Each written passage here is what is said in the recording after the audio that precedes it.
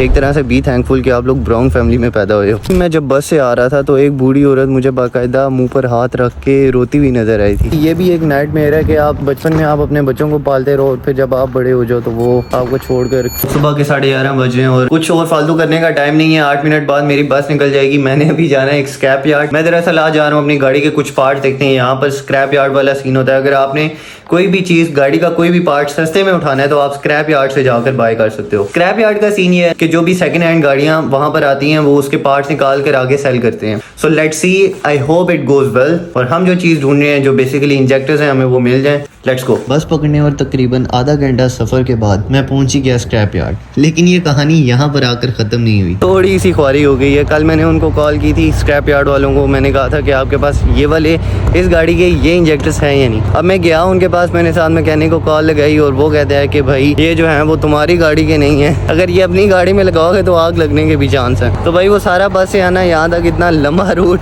वो सारा जाया गया है। वापस रूट पकड़ा है। तकरीबन 1.5 किलोमीटर की वॉक है। एक और वर्कशॉप है, बेसिकली वो भी ऑटो पार्ट्स की शॉप है। अब वहाँ पर जाकर देखते हैं, शायद मिल गए तो मेरी किस्मत। उनके काम देखिए, ये मेन रोड है इनकी भाई।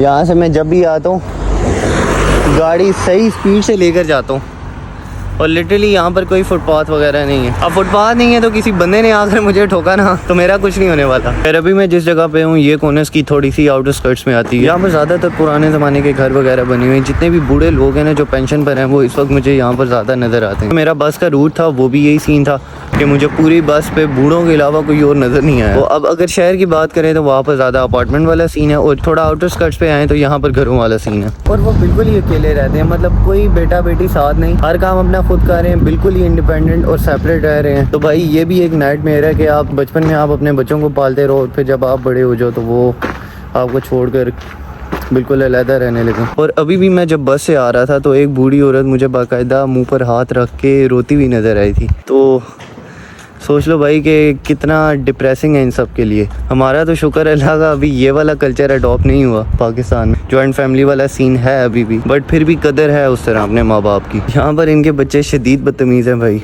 जो इनको राइट और इनके हुकूक जो इनको दिए जाते हैं कि यार ज़्यादा मारना नहीं है, बच्चों को डांटना नहीं है, ये वो इनको और ही बदतमीज़ बना देता है। और लिटरली मतलब अपने माँ बाप को कहते हैं कि भाई आप कौन हो, मेरी ज़िंदगी है। तो भाई एक तरह से बी थैंकफुल कि आप लोग ब्राउन फैमिली में पैदा हुए हो, वरना ये सख्ती वगैरह ना होती तो हमने भी बिगड़ जाना था।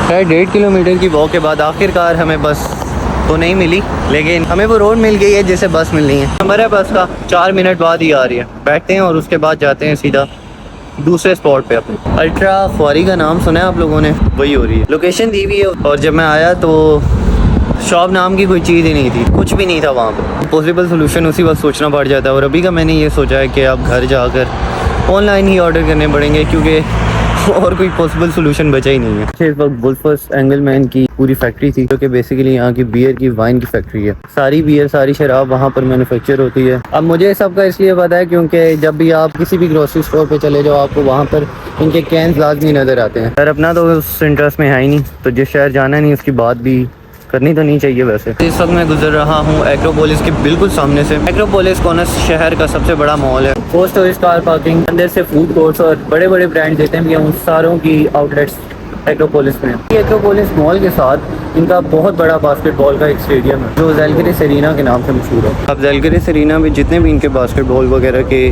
जो मैचेस होते हैं वो यहीं पर ऑर्गेनाइज होते हैं, चाहे वो इंटरनेशनली हो या नेशनली। और कोई भी बड़ा कॉन्सर्ट वगैरह हो वो भी यहाँ पर ऑर्गेनाइज होता है, तो काफ़ी फेमस है ये उसके लिए। इसी स्पॉट पे आपको GFBF वाला कल्चर बहुत ज़्यादा नज़र आएगा। कपल्स बहुत ज़्यादा आए होते हैं। खैर फिर वही बात, जिस शहर जाना है नहीं उसका जिक्र क्यों करना। 1.5 किलोमीटर का रास्ता था, मैंने कहा कि यार चलो फिर से वॉक करते चलते हैं। तो इस वक्त तो तकरीबन भाई 3-4 किलोमीटर तो चल ही चुका हूँ। हमने अभी कैपिटले से उठाई है कॉफ़ी और क्रोसेंट। ऐसा ब्रेकफास्ट शायद रोज़ रोज़ तो नहीं, कभी कभार होता है। इतना चलने के बाद भाई पेट पूजा तो बनती रही। इनकी बेकरी का सीन ये था, अब मैंने कॉफ़ी और एक क्रोसेंट ऑर्डर किया था। सेल्फ सर्विस थी, उन्होंने बना कर रख दिया, टेबल पर रख दिया और अब आपने जाकर काउंटर से उठाकर खुद रखना है, खुद खाना है। आपकी मर्जी जाकर उनको कब वापस करो या ना करो, यहीं पर पड़ा रहेगा तो उनका कोई वर्कर आकर उठाएगा। तो भाई self service. So guys, the purpose of coming here again in सेंट्रास वाज दैट, जैसे मैंने आप लोगों को पहले बताया था, I am a social media manager and also a content creator. अब सीन ये हुआ कि मेरी आज मीटिंग थी एक रेस्टोरेंट ओनर से। I try to pitch and the deal is done, not for his restaurant but for his personal content. इस साइड के मेरा यूट्यूब चैनल है, आपने उसकी यूट्यूब की वीडियोस एडिट करनी है, मैनेज करनी है, ईच एंड एवरीथिंग, और सोशल मीडिया अकाउंट्स भी। So guys, let's make him feel proud.